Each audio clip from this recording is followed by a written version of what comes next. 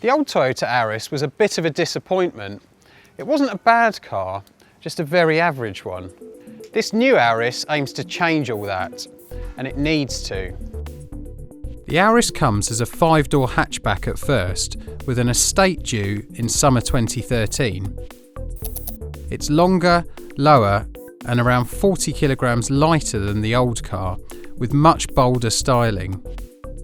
At the front, its angular headlights and simple grille make up the new Toyota family face, coming soon to the rest of the range, while at the back, the wraparound lights and bulbous bumper remind us of the Hyundai i30.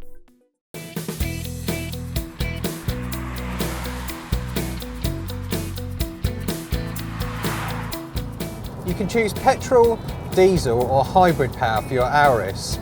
The car we're driving today is the hybrid, and it uses the same petrol engine and electric motor setup as the Toyota Prius.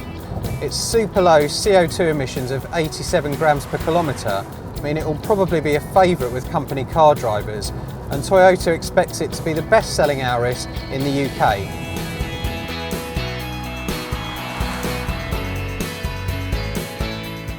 Toyota claims fuel economy of between 72 and 74 miles per gallon for the hybrid. Normally, it's hard to get near those claims in real-world driving, but we actually matched that figure when we tested the Prius hybrid in our lab.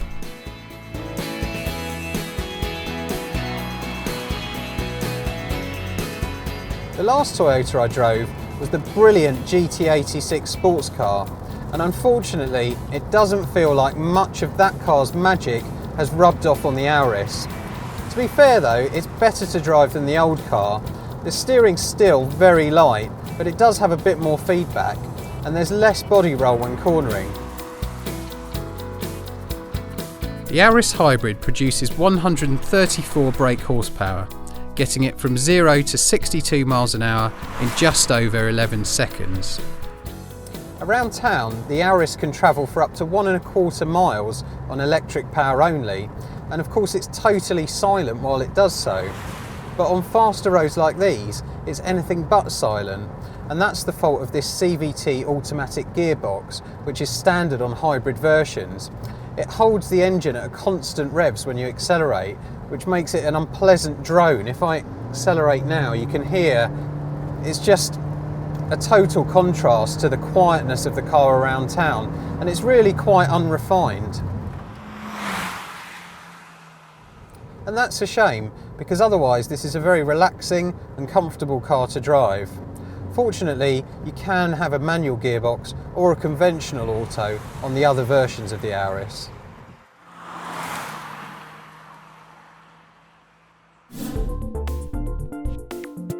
Inside, the Auris doesn't feel as roomy as some of its rivals, and it's not as well made either. Toyota seems to be using the same hard plastics it was using 20 years ago, and some of the details, like this digital clock here, just look like afterthoughts. If you've just stepped out of the latest Volkswagen Golf, it's going to feel a bit down market. On the plus side though, this Toyota Touch media system is one of the best we've tested. The boot holds 360 litres, about the same as most medium hatchbacks.